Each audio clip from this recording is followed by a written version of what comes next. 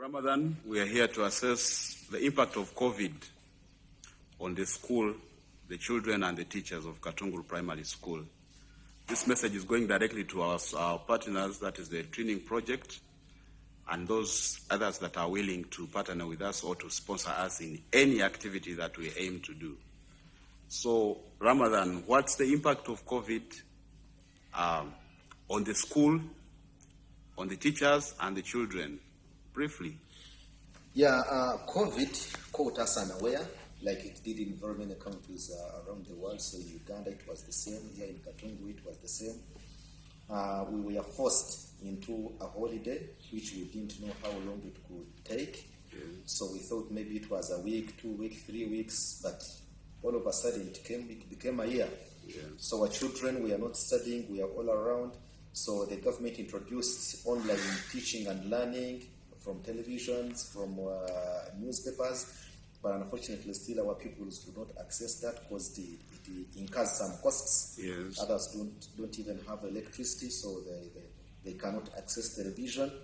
Even those ones who have television, it is only one, and the parents want to watch this, the mother wants to watch this, and the children are not given that opportunity to study from television. So it has been a difficult time. Our children have been moving up and down. They have been doing almost nothing. So they have grown big. Others are not even sure whether they're even coming back to school. So, Ramadan, we are trying now to see what should be done, or what should we look at so that we can be prepared if such a kind of pandemic comes again, maybe in the near future or in the far future, that we can be ready for it, or we can go through it without facing what we faced in this COVID.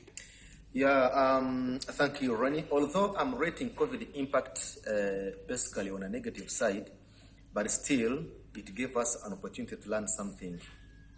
So never could we know that such a thing could ever happen to us, but it happened, we saw it. So we are very sure that anything can happen, whether good or bad. So we came to learn that if the way we teach our children is not the best way that we would do things, because we are only teaching these children maybe graduate and have some jobs in government or in private sector, but we have not particularly handled developing their skills. So we thought if their skills can be developed, for example, in like baking, in carpentry, in tailoring, in catering, to mention but a few. So during this pandemic, actually, they would be able to help themselves out. They would be able to earn some living.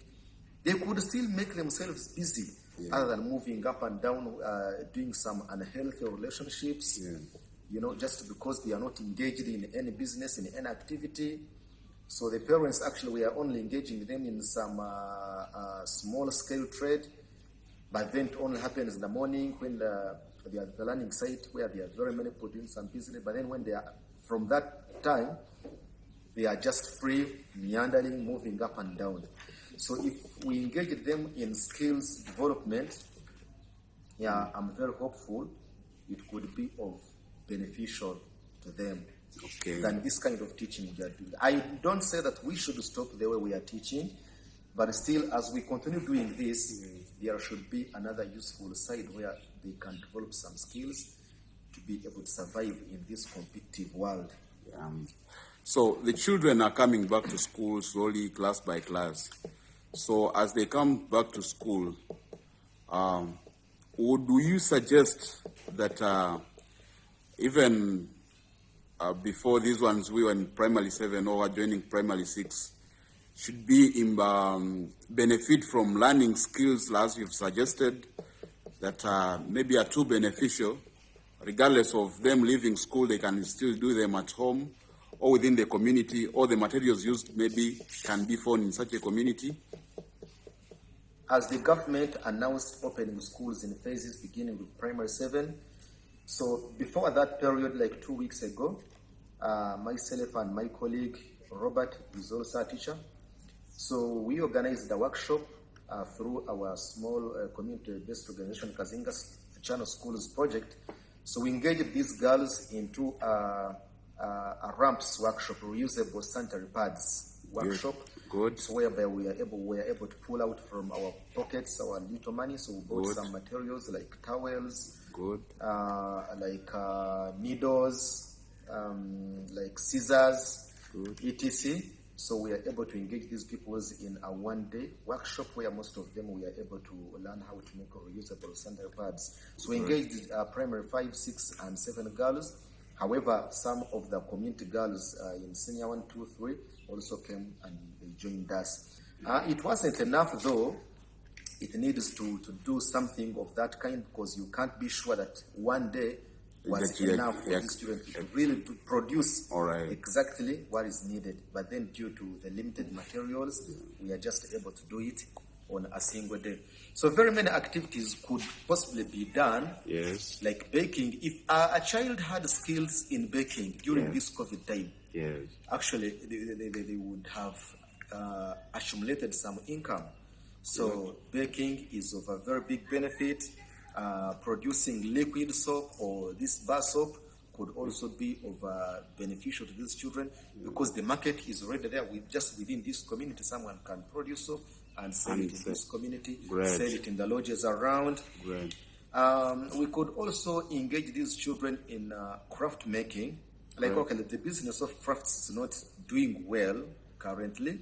We only have the market of the locals, whereby there are not even many coming to our national parks and the communities at large.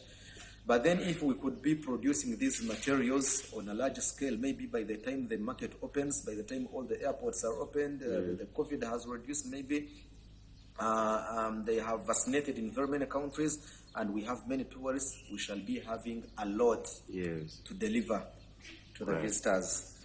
When you look at this library of ours, which is a very important resource in our school and the community at large, so this library is giving children literacy skills, is giving the community literacy skills, whereby even the community members come here for research, those ones at university and other levels of education. But then this COVID time has also showed us something. We have always heard of online teaching from developed countries. We thought it only works there and it does not work here. But during this COVID, the government started this online teaching and learning through television, through newspapers. Every day they were producing some work for different classes. But still our children did not benefit much from it, because they cannot access a television.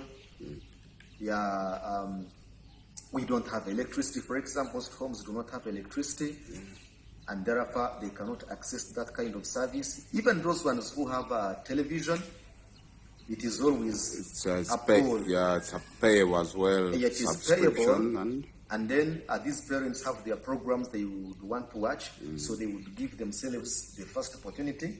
So these children could not access their programs as well. So COVID is still going on. It has not ended. We don't know we cannot predict the future of COVID. So, but then if we had some audio-visual gadgets, like if we had electricity here, this is just solar, it is not strong enough. If we had electricity and then we had these audio-visual gadgets, we had a television set, it would help our children to also learn from TV, just like it is going on all over the country. So I would be mentioning more, but then to cut it short, if we can do that, I'm very hopeful we can produce children that are going to compete in this challenging world. Thank you, Ramathan. Thank you, so, lastly,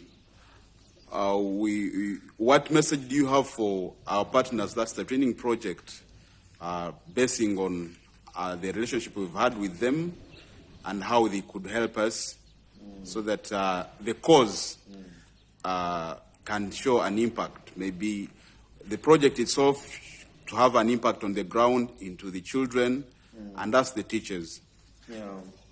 So I appreciate the presence of the training project in our schools, like I've always done. It is a healthy relationship. I pray it should really continue because I've seen it has produced a lot of good things. So we hope it should continue producing good things. Okay. So Steve Peach and the team, Adam Stanley, and the teachers from different twin schools, I thank you very much. And I know COVID has affected us almost the same way, but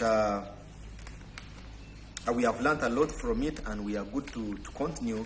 So I appreciate everything. I thank you, Ronnie, for conducting this kind of interview, although I was not prepared.